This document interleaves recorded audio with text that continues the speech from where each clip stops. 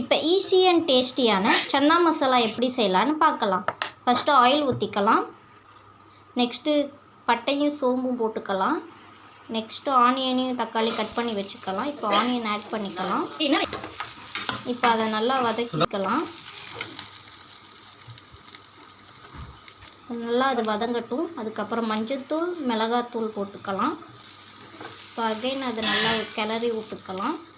இப்போ பார்த்திங்கன்னா நான் சிக்கன் மசாலா ஆட் பண்ணியிருக்கேன். நீங்கள் சிக்கனோ இல்லை மட்டன் மசாலாவை ஆட் பண்ணிக்கோங்க.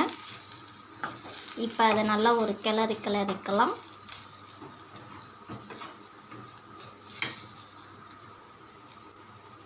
இப்போ தக்காளி ஆட் பண்ணிக்கலாம்.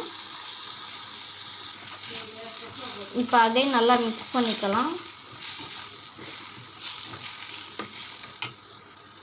இப்போ உப்பு போட்டுக்கலாம் வதங்கிறதுக்கு. இப்போ தண்ணி ஊற்றிக்கலாம் தேவையான அளவு. அது இதுலேயே தக்காளி நல்லா வெந்துடும்.